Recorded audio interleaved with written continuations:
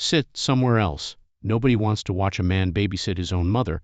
The words hit the round table before the appetizer plates do, and for 3 full seconds nobody at the mixer breathes. Marcus Bennett does not sit somewhere else. He does something nobody in that ballroom expects, and by the time the night is over, the man who said it will wish he had kept his mouth shut. The Ashcombe Hotel Ballroom in downtown Atlanta has been dressed to look like something out of a lifestyle magazine. Gold uplighting along the columns, a string quartet playing softened versions of pop songs nobody quite recognizes, 62 name cards arranged around 14 round tables, each one printed in a clean serif font, each one hiding a stranger behind it. A production crew from a matchmaking app called Second Look works the corners of the room in matching black polos, 3 camera operators and 1 boom operator, filming footage for a docu-series pilot that none of the 62 people in the room have technically agreed to appear in. Beyond the small print on a registration form, nobody reads at events like this. Marcus Bennett is 37 years old. He stands 6'2", with the build of a man who has spent 18 years lifting lumber and pouring concrete rather than lifting weights in a gym for the look of it. His hands are rough in a way that no amount of lotion will ever fully soften, the kind of hands that carry small permanent scars from box cutters and table saws. He owns Bennett Restoration and Builds, a 14-person renovation company he started in a rented garage on Joseph E. Lowery Boulevard 6 years ago with $4,000 and a used pickup truck. Tonight he is wearing a charcoal blazer his sister Denise picked out for him, and he has been in the room for exactly 11 minutes. He is a widower. His wife, Renata Bennett, died 4 years ago at the age of 34 after a 14-month fight with ovarian cancer that emptied their savings account and left him raising 2 children by himself in a 3-bedroom house on Sylvan Road in East Point. His daughter Zoe is 11, quiet and exacting, the kind of kid who alphabetizes her own bookshelf without being asked. His son Elijah is 8, loud in every room he enters, obsessed with a Pee-wee flag football team that practices on Tuesday and Thursday evenings, seasons Marcus has learned to schedule his entire work calendar around. Marcus has not been on a date since the funeral. His mornings start at 5:15 with a load of laundry, school lunches packed in the same 2 lunchboxes he has replaced twice, and a drive to whichever job site his crew is working that week before he circles back at 3:30 to collect the kids from the after-school program at Conley Hills Elementary. He came tonight because his younger sister Denise Bennett Okafor, 33, a pediatric nurse at Grady Memorial who has watched Zoe and Elijah more Saturday nights than either of their actual parents in the last 4 years, told him, standing in his kitchen on a Tuesday night while he reheated the same plate of leftovers for the second time because he kept forgetting to eat it, that a man who spends every free hour between job sites and homework eventually forgets how to be anything except tired. He had not argued with her. He had simply not believed her enough to do anything about it until tonight. Bennett Restoration and Builds had closed out the year before at $904,000 in contracted revenue, a number Marcus keeps taped inside a kitchen cabinet where only he ever looks at it, a private reminder on the mornings when $4,000 of starting capital and a used Ford F-150 still feel closer to the truth of who he is than any number on a spreadsheet. Patricia Coleman arrived 9 minutes before Marcus did, through a side entrance near the coat check, and by the time he noticed her, she was already standing close to that same door with her phone in her hand, scrolling with the unhurried calm of a woman who has already decided she will not be staying past the first excuse. She is 52 years old. She runs an interior restoration and design consultancy called Coleman & Associates out of a converted warehouse space in Cabbagetown, specializing in historic home renovations across metro Atlanta, and she has spent the last 11 years rebuilding both a business and a life after her husband, Walter Coleman, founder of Coleman Construction Group, died of a heart attack at his desk at the age of 59. She is wearing a deep emerald dress with long sleeves and a modest neckline, her gray-streaked hair pinned up simply, a thin gold watch on her left wrist that had belonged to her mother. She did not come tonight because she wanted to. Her business partner and closest friend, a sharp-tongued kitchen designer named Yolanda Price, physically walked her out of the office at 6 o'clock, informing her that the smell of wood stain had started living permanently in her cardigans and that 1 hour of human contact that did not involve a client complaint would not kill her. Patricia has no children of her own. She and Walter had tried for 9 years before deciding, mutually and without bitterness, to pour that particular energy into the business instead, and in the 11 years since his death she has occasionally wondered, in the specific quiet of a Sunday afternoon with no client calls scheduled, whether that decision had left her with a life too solitary to notice its own solitude. She had turned 52 in July.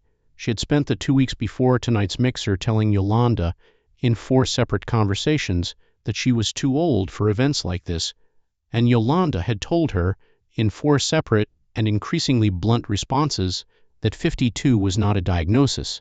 Walter had been the one with the natural ease in a room, the one who remembered every subcontractor's kids' names, and in the years since his death Patricia has had to teach herself, slowly and without much natural aptitude for it, how to walk into a room like tonight's without him beside her doing the talking. She still keeps his old reading glasses in the top drawer of her desk at the studio, not out of unresolved grief exactly, more because some habits of the heart simply outlast their original purpose. Marcus's crew, 14 people strong that fall, includes Otis Freeman, 51, his lead carpenter and closest friend outside of family, a man who had taught Marcus half of what he knows about finish work back when Marcus was still working for someone else's company. It includes 2 brothers, Devin and Marquis Tillman, 24 and 26, who Marcus hired straight out of a trade school program 4 years earlier, and who still call him Mr. Bennett despite his repeated insistence that Marcus is fine. Payroll runs every other Friday, and Marcus has not missed one in 6 years, a fact he is quietly, privately proud of in a way he rarely says out loud to anyone, including Denise.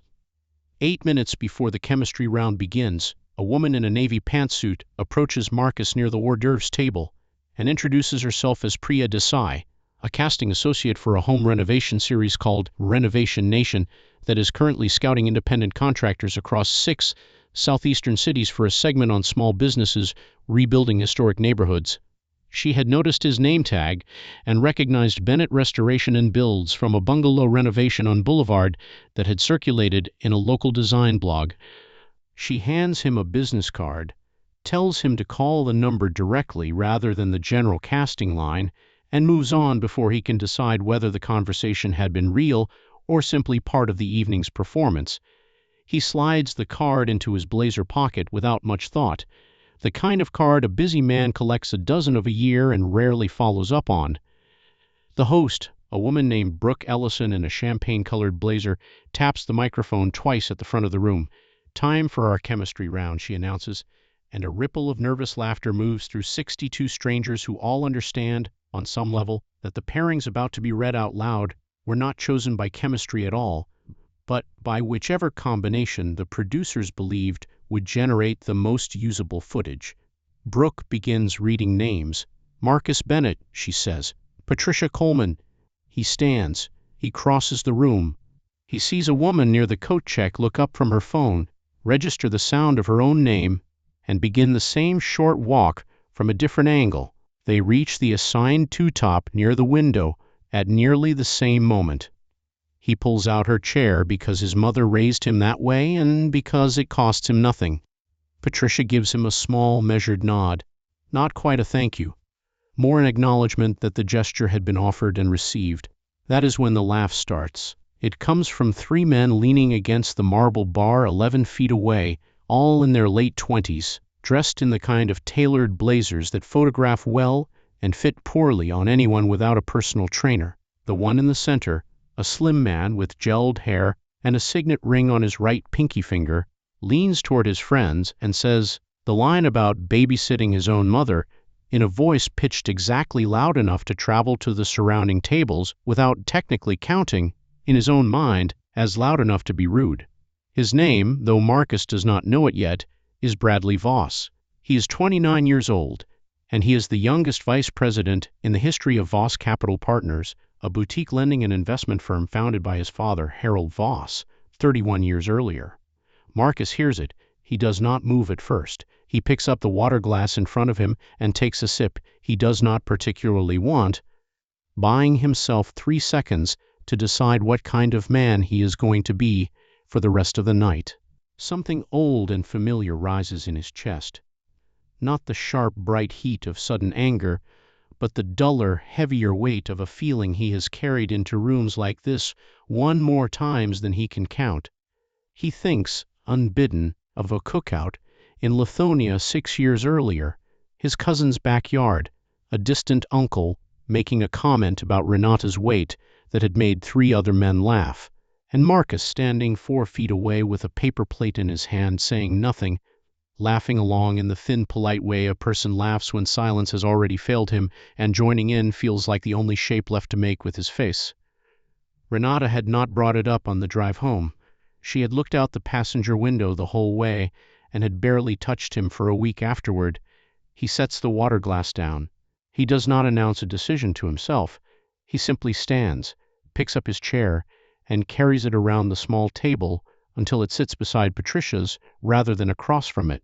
He angles it toward the bar.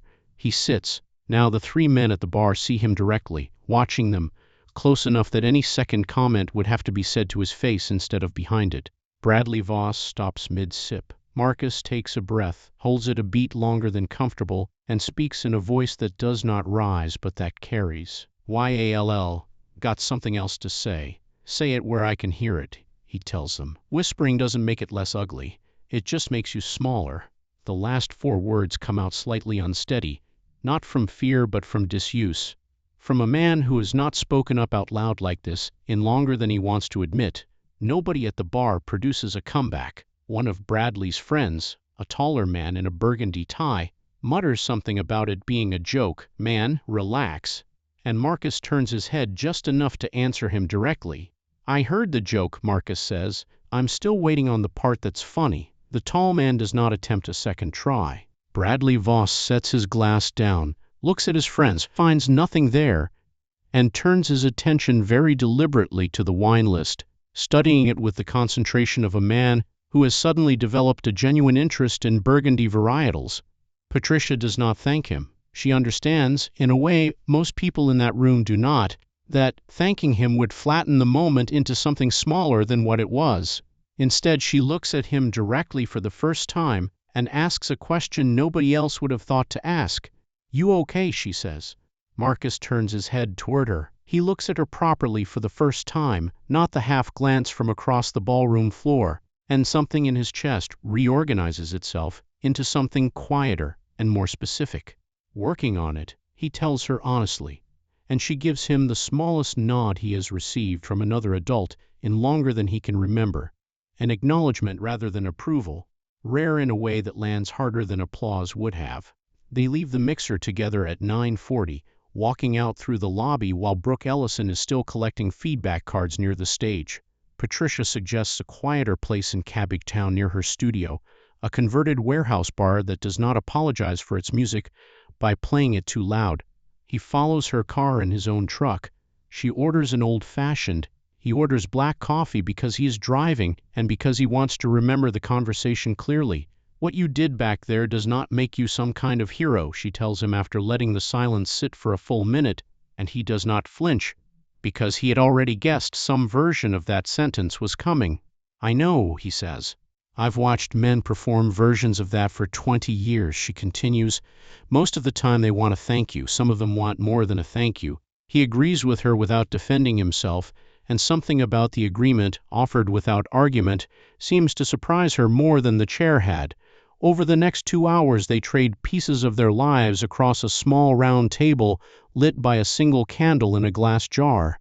She tells him about Walter, about building Coleman Construction Group together for 18 years before he died at his desk on a Wednesday afternoon in March, about the 11 months afterward when she nearly closed the business rather than run it alone, about Yolanda physically refusing to let her quit. She tells him about turning 50 and noticing that certain rooms began treating her differently, not worse exactly, but as though she had stepped sideways into a category they no longer felt obligated to court. He tells her about Renata, about 14 months of hospital parking garages and insurance phone calls, about the particular silence of an apartment built for 2 people and occupied now by 3, about Zoe and Elijah, about the fact that he has not been on a single date in the 4 years since the funeral because he could not imagine a conversation that would not feel like paperwork. He tells her, carefully, about a senior loan officer 6 months earlier who had looked at his business financials, his $4,000 of starting capital that had grown into a company doing $900,000 a year in contracted work, and told him, almost gently, that companies like his simply carried more risk than the fund's model could absorb right now. He does not mention the man's name. He does not yet know that the man's name is Bradley Voss, and that the same Bradley Voss is, at this very moment, 3 miles away, telling the story of the babysitting comment to a group of friends at a rooftop bar as though he had come out the clever one. The meeting Marcus is remembering had taken place 6 months earlier in a glass-walled conference room on the 11th floor of a building on Peachtree Street, a Tuesday morning at 9. Marcus in his one good suit with a binder of financials he had spent 3 weekends preparing. Bradley Voss had kept him waiting 11 minutes past the scheduled time, had reviewed the binder for what felt like 4 minutes total, and had delivered the rejection in the polished, regretful tone of a man who had said the same sentence to a dozen other applicants that quarter. "Your growth curve is impressive on paper," Bradley had told him, sliding the binder back across the table with 2 fingers, "but our models are built around predictable risk, and companies at your stage, frankly, tend to be statistically unlikely to sustain this kind of trajectory without more established collateral behind them." Marcus had thanked him, shaken his hand, and driven the entire way back to Joseph E. Lowery Boulevard without turning on the radio, replaying the phrase statistically unlikely until it had worn a groove in him. He did not fully register until the night at the Marble Bar, when a version of the same voice had made a joke about babysitting his own mother, and something in him had simply refused, for the first time in longer than he could remember, to let it pass. The following spring, Marcus had applied for a smaller equipment loan through a regional credit union instead, been approved within 9 days, and had told himself the Voss Capital rejection was simply the cost of doing business as a small contractor in a city where every lender had a model, and every model, somehow, seemed to arrive at similar conclusions about companies that looked like his. The night the video first starts moving, Denise sends it to the family group chat with 3 exclamation points and no other comment, and within an hour, their cousin in Memphis, their aunt in Savannah, and a childhood friend from Marcus's old neighborhood in College Park have all responded with some version of the same message: that man really did that. Marcus mutes the chat by 10:30, not out of embarrassment exactly, but because watching the notification count climb feels like watching a private moment get photocopied and passed around a room he never agreed to enter. Denise calls him directly instead, laughing at first, telling him he had officially become the family's main character for the week, and then, hearing something careful in his voice when he does not laugh back, asking him plainly whether he is okay. "I don't know yet," he tells her honestly, and she does not push further, which is its own kind of gift from a sister who does not often let a question go unanswered.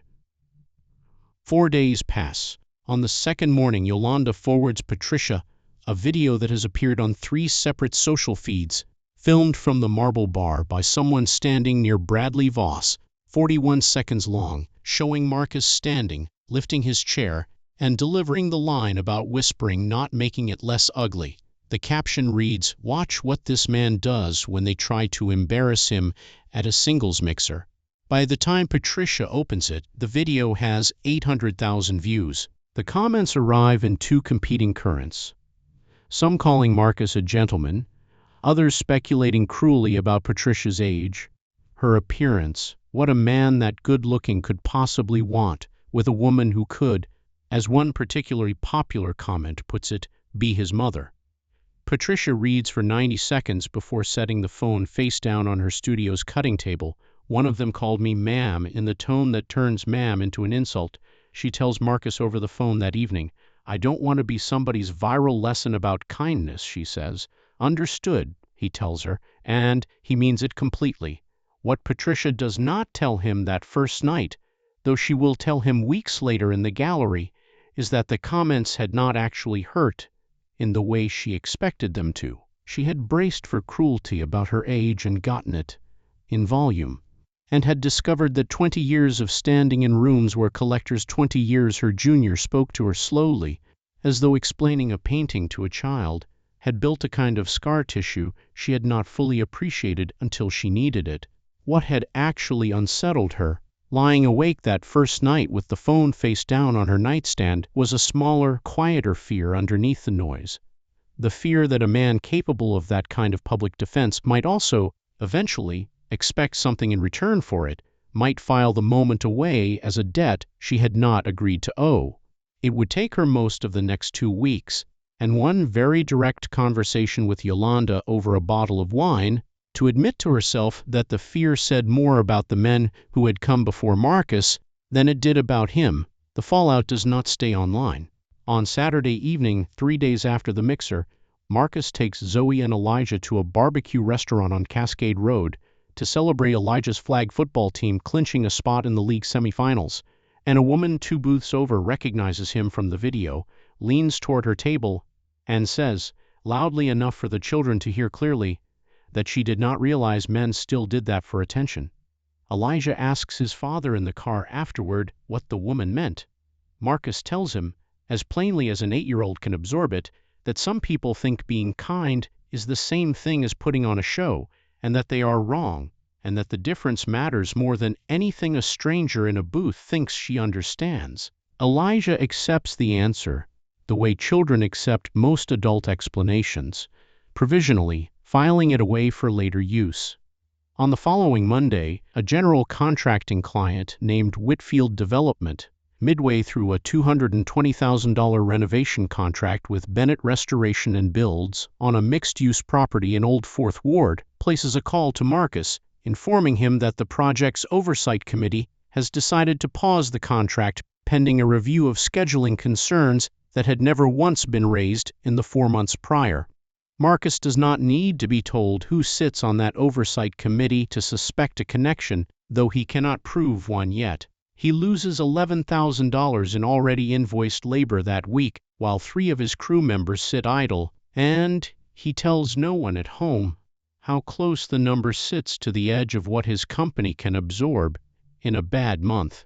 Zoe, doing homework at the kitchen table 2 nights later, overhears half of a tense phone call between her father and Whitfield's project manager, catches the phrase, "We may need to let the crew go for a couple weeks," and does not mention what she heard to anyone, though she starts checking the mail before Marcus gets home from work, unsure exactly what she is looking for but certain, in the private logic of an 11-year-old, that watching for it might somehow help.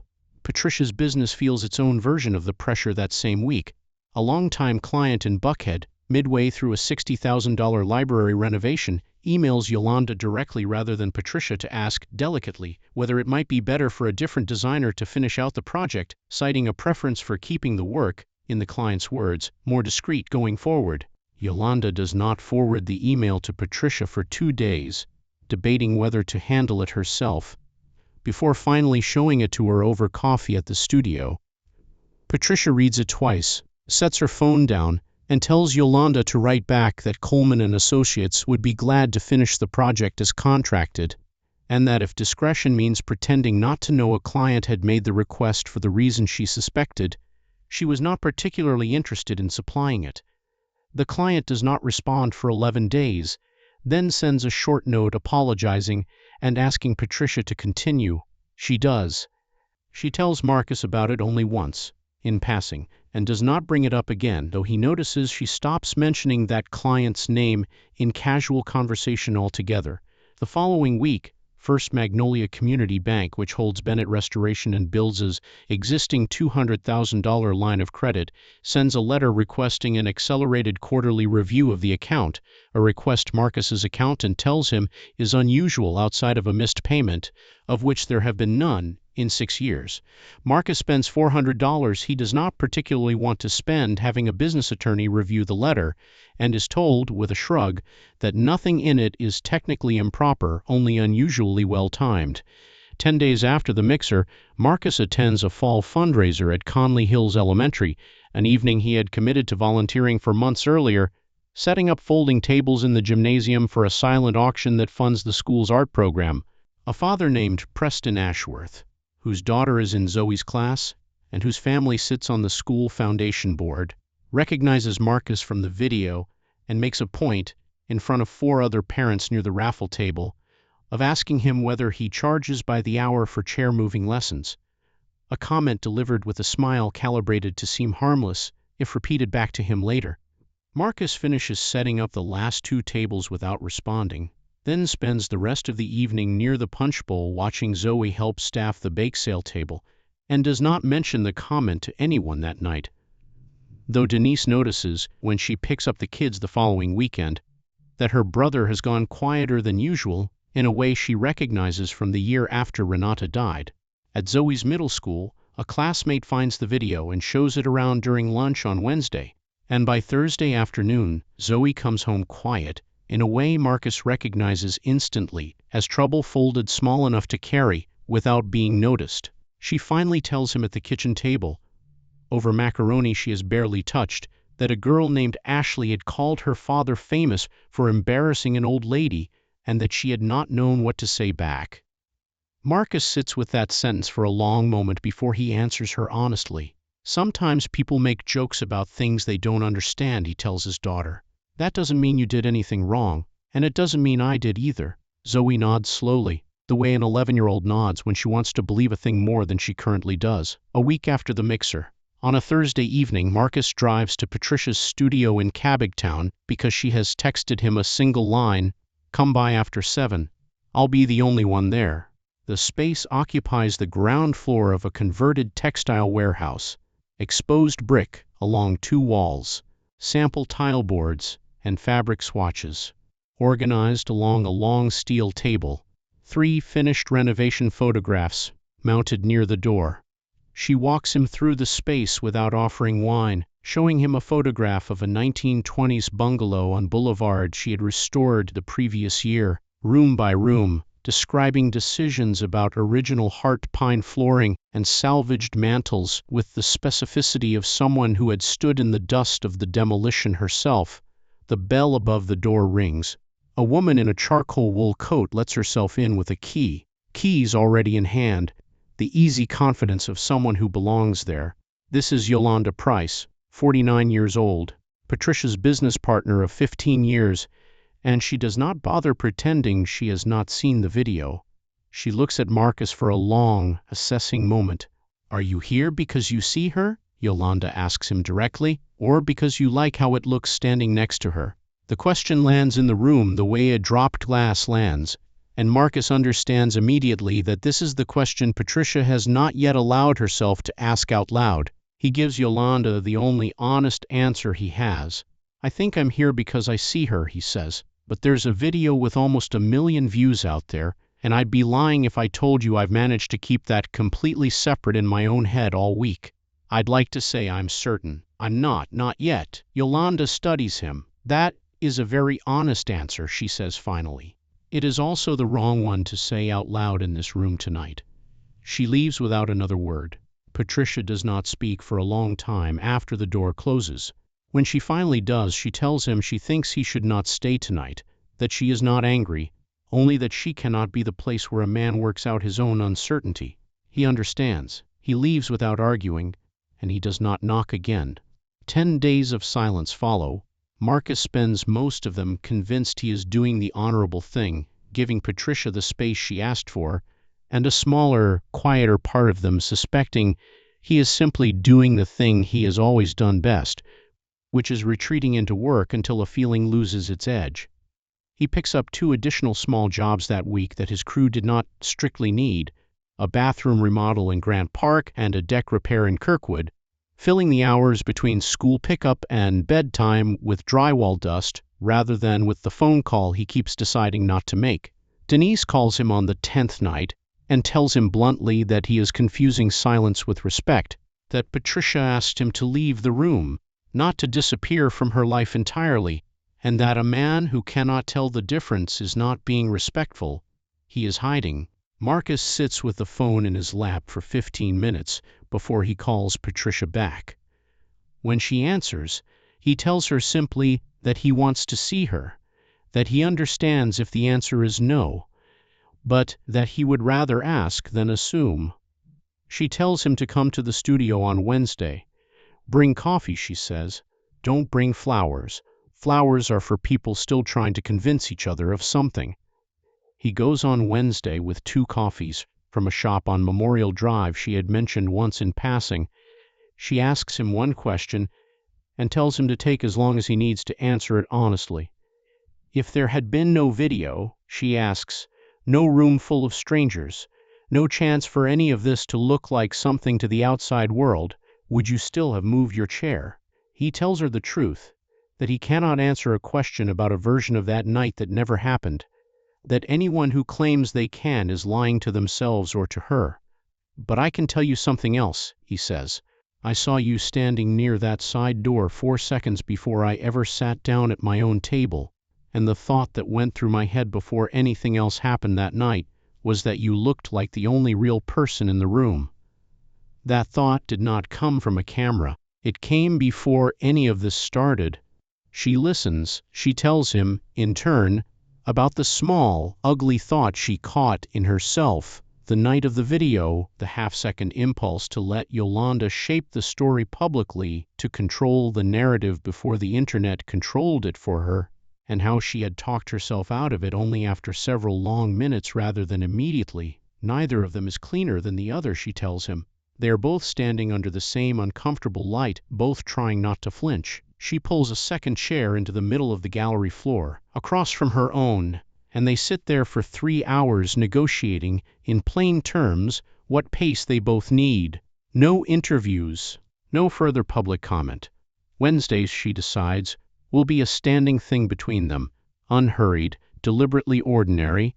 The Wednesdays hold. He brings coffee from the shop on Memorial Drive every week without exception, sometimes arriving straight from a job site still smelling faintly of sawdust, and she has started, by the 4th week, leaving a second stool pulled up beside her drafting table without being asked. They do not always talk. Some weeks he sits with a paperback novel while she finalizes a tile order, and the silence between them carries none of the strained silence used to carry with other people in his life. 6 weeks after the mixer, Patricia meets Zoe and Elijah for the first time, at Marcus's suggestion, over a Sunday dinner at the house on Sylvan Road that he cooks himself, oxtail and rice, that takes him most of the afternoon. Elijah spends the first 20 minutes deciding whether Patricia is interesting, based largely on whether she knows anything about flag football, and is satisfied to learn she does not, because it gives him something to explain to her at length. Zoe is quieter, watching Patricia more than talking to her, and it is not until Patricia asks to see the bookshelf, unprompted, and comments with genuine specificity on the alphabetization system, that something in Zoe's posture loosens by a visible degree. Marcus watches the two of them from the kitchen doorway with a dish towel still in his hand, and does not immediately notice that he is smiling. Later that night, after Patricia has gone home and the kids are in bed, Zoe finds her father still in the kitchen finishing the dishes and tells him, without much preamble, that she likes Patricia, that she does not talk to kids the way most grown-ups do, like there's something to get through before the real conversation starts. Marcus tells her he noticed the same thing. Elijah, half asleep down the hall, calls out that Patricia should come back and bring more oxtail, and Marcus laughs, a real laugh, longer than the moment strictly requires, the kind of laugh that surprises him a little on the way out. Denise calls him the next morning for a full report, and when he finishes describing the evening, she is quiet for a moment before telling him that Renata would have liked her, which is not a small thing for Denise to say, and which Marcus does not respond to for several seconds because his throat has closed around the words he wants to use. It is on one of those ordinary Wednesdays, the 9th one, that they kiss for the first time, and neither of them makes much ceremony of it. She is standing at the long steel table sorting fabric swatches for a client in Inman Park, and he is leaning against the door frame, finishing the last of his coffee. And when she turns to ask him which of 2 nearly identical shades of blue he prefers, he tells her honestly that he cannot tell the difference, and she laughs, low and brief, the same laugh he had not expected the first night in the booth, and he crosses the small distance between them before either of them has decided in advance that he will.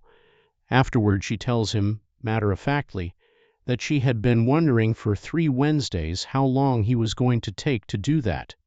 And he tells her he had been counting too, just slower than she had. 2 weeks after that, Marcus brings Patricia to a job site for the first time, a craftsman bungalow on Ormond Street where his crew is 3 weeks into a full kitchen and bath renovation.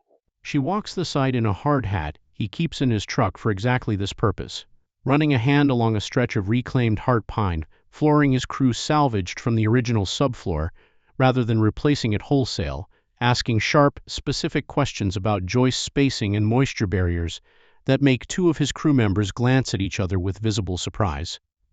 Marcus watches her crouch down to examine a mitered corner on a built-in bookcase. His lead carpenter, a quiet man named Otis Freeman, who has worked with Marcus for 5 years, had spent an entire afternoon getting exactly right, and watches Patricia tell Otis, without any performance in it, that the joint is the cleanest piece of trim work she has seen on a residential job in 2 years. Otis does not say much in response, but he tells Marcus privately at the end of the day that he likes her, which from Otis counts as a formal endorsement. 3 weeks later, on a Tuesday afternoon in late October, Patricia calls Marcus and asks if she can come by his office. Her voice sounds different, careful. He tells her yes, of course, and spends the next 40 minutes unable to concentrate on the change order in front of him. She arrives at 2:15. She is carrying a manila folder, thick, rubber-banded twice. She does not sit down right away. "I need to tell you something," she says. "I should have told you weeks ago." He waits. "I've been sitting on this because I didn't know how to bring it up without it changing things between us," she says. "And now I think not telling you is worse." She sets the folder on his desk. She does not open it yet. She tells him she took on the Magnolia Equity Trust audit 14 months earlier, before she had ever heard his name, working through evenings and weekends alongside her actual client work, cross-referencing loan files that 6 regional lending firms had turned over under a voluntary compliance agreement negotiated after a cluster of discrimination complaints the previous year. She tells him she had finished the bulk of the analysis in August, a full month before the mixer, and had recognized his company's name in her own dataset only in early October, 3 weeks after their first night in the booth in Southend, sitting at her own kitchen table at 11 at night with a glass of wine going warm beside her laptop. She had closed the laptop. She had not opened it again for 2 days.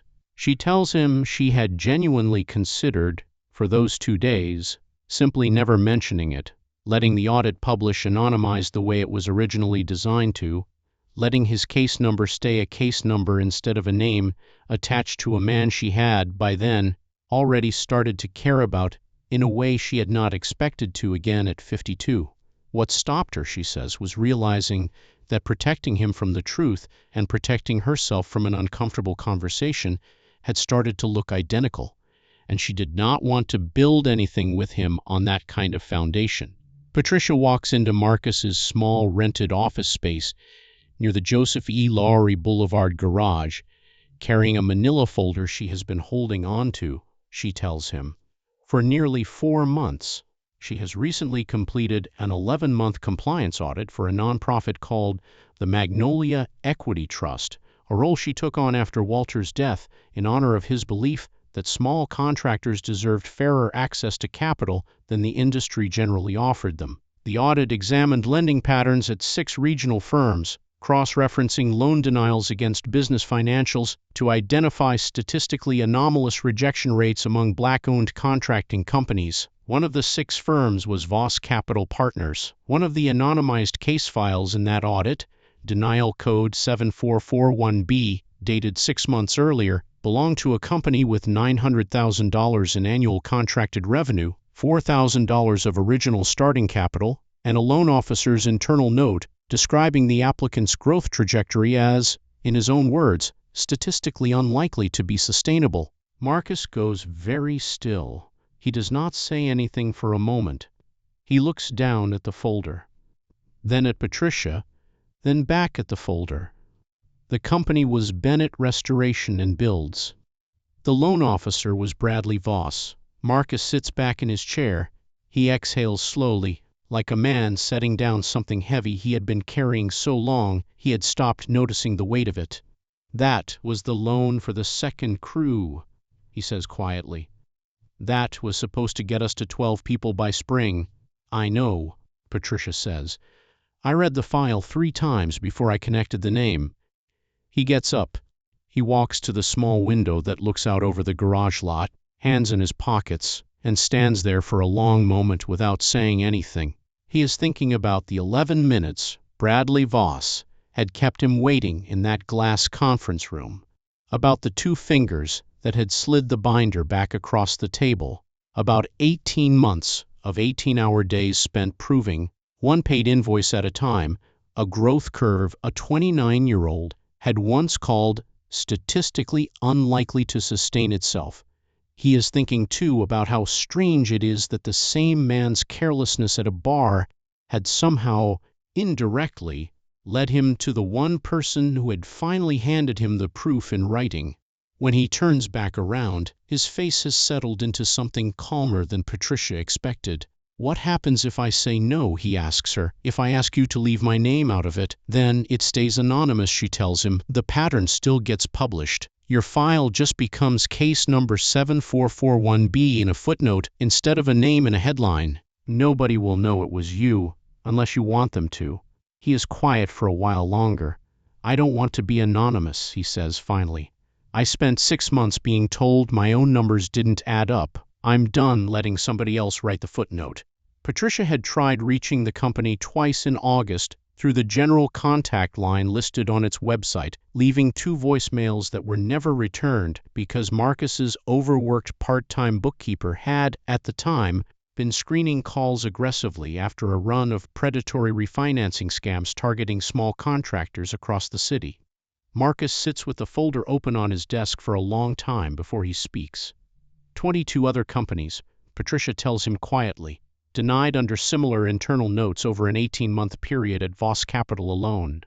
19 of the 22 were Black-owned. The audit is scheduled for public release in 3 weeks, coordinated with a follow-up piece from an investigative reporter named Camille Foster at the Atlanta Journal-Constitution, and the Magnolia Equity Trust would like, if he is willing, to include his company's story on the record, not as a viral moment, but as documented pattern. Marcus does not answer immediately. He thinks about Whitfield Development's paused contract, about the $11,000 in idle labor, about a man with gelled hair and a signet ring who had called his growth statistically unlikely to be sustainable while looking at numbers that had come from 6 years of 18-hour days. He thinks about Zoe checking the mail. He thinks about the accelerated bank review.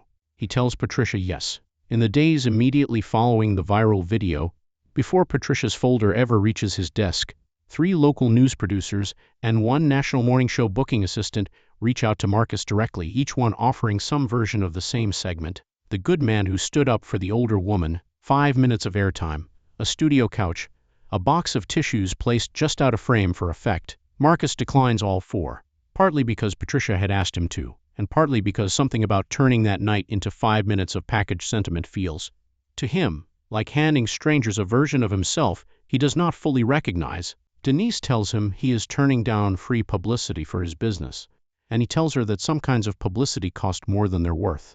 A sentence he will think back on later with a certain amount of private satisfaction once he understands exactly how much more expensive the quiet version of the story was about to become for someone else. Camille Foster, the investigative reporter at the Atlanta Journal-Constitution, calls Marcus 2 days later. She is thorough and unhurried on the phone, asking him to walk through the loan application from the beginning, the exact date he submitted it, the exact wording of the denial letter, which he still has saved in a folder on his laptop labeled, without much sentiment, no. She tells him the piece will run alongside the audit's public release in 3 weeks, on a Tuesday, and that Voss Capital Partners will be given the standard 48 hours to respond to the findings before publication. Marcus does not sleep well the night before that Tuesday. He lies awake doing arithmetic. He's already done a dozen times. The difference between what his company could have been with that loan 18 months ago and what it has had to become without it. The slow way, one paid-off truck at a time. The report publishes on a Tuesday morning in mid-November under the headline "Atlanta Lending Audit Finds Pattern of Denials at Local Investment Firms." It names Voss Capital Partners specifically, cites the 22-case denial pattern, and includes an on-record statement from Marcus Bennett describing, in plain and unembellished terms, what it costs a business to be told its own success is statistically unlikely. Within 6 hours, 3 additional contractors named in the audit come forward publicly with matching stories. Within 36 hours, Harold Voss issues a public statement announcing an internal review of his firm's lending practices and confirming that his son, Bradley Voss, has been placed on immediate administrative leave pending the outcome. Within 1 week, Whitfield Development's Oversight Committee, facing its own uncomfortable scrutiny once a local business journalist connects the paused Bennett restoration contract to the broader story, reinstates the $220,000 renovation agreement in full, along with a written apology and a 14-day extension at no penalty to cover the idle labor losses. Harold Voss, 63 years old, calls Marcus personally the evening the story runs, a call Marcus almost lets go to voicemail before deciding, at the last second, to answer it. Harold's voice is quieter than Marcus expected, stripped of whatever polish it usually carries in press releases. He tells Marcus he has spent the afternoon reading through all 22 files himself for the first time, not just the summary his compliance team had prepared, and that he does not have a good answer for why he never asked to see the raw denial notes sooner. In 31 years of running the firm his own father started, he does not ask Marcus for forgiveness, which Marcus later tells Patricia was the one thing that made the call feel honest rather than strategic. 2 weeks later, Voss Capital Partners approves a new working capital loan for Bennett Restoration and Builds, processed under the firm's new oversight structure and reviewed by 3 separate officers rather than 1, a fact Marcus notes with a dry, private kind of satisfaction the morning the funds clear. Bradley Voss does not return to Voss Capital Partners. 6 weeks later, facing continued fallout and 2 additional discrimination complaints filed with the Georgia Fair Lending Board, he resigns formally, and Harold Voss announces the creation of an independent community lending advisory board, chaired jointly by an outside compliance attorney and, at his own written request, by Patricia Coleman. Whitfield Development's chief executive, a woman named Renata Choi, coincidentally sharing a first name with Marcus's late wife, a detail he notices and says nothing about, calls Marcus personally on the Friday after the story runs. Her voice is tight with the particular discomfort of a company that has just been reminded, publicly, that it looked away from something it should have questioned sooner. The old Fourth Ward contract is reinstated in full within 48 hours, along with a written apology and a 14-day no-penalty extension. Marcus's crew is back on scaffolding by the following Monday morning. First Magnolia Community Bank's accelerated account review, still technically open, quietly closes, without incident, 9 days later. When Marcus's crew returns to the old Fourth Ward scaffolding that Monday morning, Otis Freeman claps him once on the shoulder without saying much of anything, and the 2 younger guys on the crew, who had spent 2 idle weeks picking up whatever day labor they could find to cover rent, simply put their tool belts back on and get to work. The particular relief of that morning expressed less in words than in the steady, unhurried sound of a job site running again exactly the way it is supposed to. In the days after the audit publishes, Marcus's phone fills up in a way it never had after the viral video. A drywall contractor he had met once at a supply house in Decatur texts him a single line, "Appreciate you saying it out loud, man." A woman who runs a landscaping company in College Park calls him directly, unprompted, to tell him her own firm had been denied by a different lender on the list 2 years earlier under nearly identical language, and that reading his name in the article had been the first time in 2 years she had let herself say the word discrimination out loud about it, rather than simply calling it bad luck. Otis Freeman, who rarely discusses anything outside of the day's work, tells Marcus quietly on a Friday afternoon, wiping sawdust from his hands, that his own son had been turned down for a small business loan the year before and had never fully explained why, and that Otis intends to send him the article that night. Marcus does not consider himself the kind of man who set out to represent anyone beyond his own 2 kids and his own 14 employees. But he understands, standing in his garage office fielding calls, he never expected that the story had become something slightly larger than the one he had agreed to tell.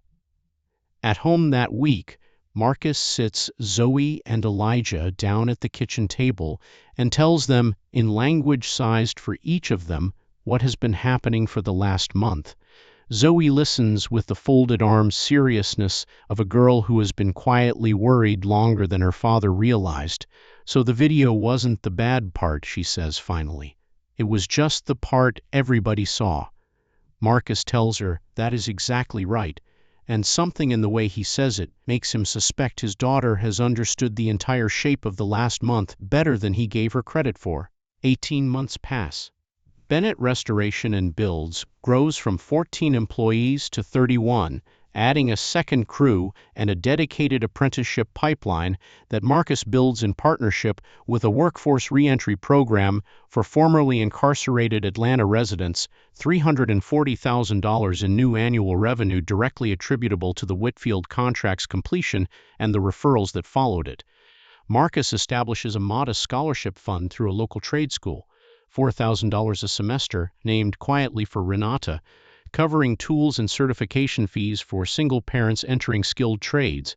The Magnolia Equity Trust's follow-up audit, published a year later, finds Voss Capital Partners' denial disparity reduced by 61% under its new oversight structure. Zoe, now 13, stops hearing her father's name mentioned as a joke and starts hearing it mentioned, occasionally and with visible pride, as the man who fixed the community center gym floor for free the summer before. Second Look, the matchmaking app that had staged the mixer in the first place, quietly shelves the docuseries pilot altogether once its producers realize that neither Marcus nor Patricia will agree to appear in any follow-up footage, and the 41-second bar clip becomes, in the end, the only piece of that entire evening the public ever gets to see, a fact both of them find, on the rare occasions they discuss it at all, more satisfying than frustrating. Brooke Ellison leaves the company altogether the following year to become a middle school guidance counselor, a career change she later tells a mutual acquaintance had been quietly inspired by watching, from the small stage of a rented ballroom, exactly how much damage an unkind room could do to 2 people who had done nothing to deserve it. 9 months after the mixer, Marcus finally returns Priya Desai's call, the business card having sat in a kitchen drawer since the night of the event, and Bennett Restoration and Builds is filmed that spring for a segment of Renovation Nation focused on the Boulevard Bungalow project, aired the following fall to just under 2 million viewers, a fact Elijah announces to his entire flag football team with considerably more volume than the occasion strictly requires. Yolanda and Denise, who had circled each other warily for the first several months, become, against most reasonable predictions, close enough that they begin coordinating surprise birthday dinners for both Marcus and Patricia without consulting either of them first. Camille Foster wins a Regional Journalism Award for the Lending Audit Series the following spring and sends Marcus a short, genuinely kind note afterward, thanking him for trusting her with a story before either of them knew how it would land. On the second anniversary of Renata's death, which falls that year on a rainy Saturday in April, Patricia drives with Marcus and the children to Lincoln Cemetery, where she stands quietly a few feet back while Zoe and Elijah lay flowers at their mother's headstone, and does not attempt to fill the silence with anything at all. Afterward, in the car, Elijah asks Patricia from the back seat whether it is okay that he likes her even though he still misses his mom, and Patricia tells him, turning around in her seat to look him directly in the eye, that those 2 things are allowed to live in the same heart at the same time without one of them being smaller because of the other. Marcus, driving, says nothing, but he reaches over and rests his hand briefly on her knee at the next red light, and neither of them needs to say anything more about it. Marcus and Patricia do not turn their relationship into a public story. There is no follow-up interview, no anniversary post, no attempt to close the loop for an audience that had already moved on to the next 41-second clip months earlier. What the internet had wanted was the loud moment at the bar. What actually mattered came afterward. In rooms nobody filmed, a folder opened on a desk in a rented office, a scholarship named for a woman who never got to see her children grow past 11 and 8, a Wednesday coffee that became a standing habit, a chair pulled quietly into the middle of an empty gallery floor at 10:40 on a Friday night.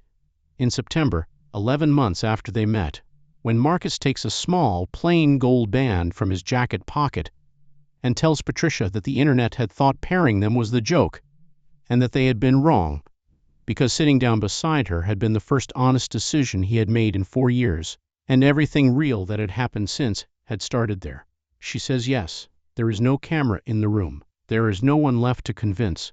They marry the following June in the backyard of the house on Sylvan Road, 60 guests, seated on rented folding chairs beneath a pecan tree Marcus had trimmed himself the week before. Otis Freeman serving as best man in a suit he complains, good-naturedly, about having to buy. Elijah, now 10, serves as ring-bearer with an intensity of focus he rarely applies to anything else in his life. And Zoe, now 14, reads a short passage she wrote herself about the difference between a father who talks about doing the right thing and one who simply does it without waiting to be watched. Renee Foster's article, framed and hung in the front hallway of the new house Marcus and Patricia buy together 8 months later, a 4-bedroom brick home 2 streets over from the old one, sits beside a photograph of Renata holding Zoe as a newborn, not as a replacement for anything but as part of the same continuous wall. By the 3rd year after the mixer, the scholarship fund named for Renata has covered tools and certification costs for 29 single parents entering skilled trades across 3 community colleges in metro Atlanta, 22 of whom have gone on to complete their certifications and enter the workforce. Bennett Restoration and Build's apprenticeship pipeline has hired 14 graduates of the Workforce Reentry Program, 12 of whom remain with the company past their first year, an unusually high retention rate that a regional business journal writes about the following spring without any prompting from Marcus at all.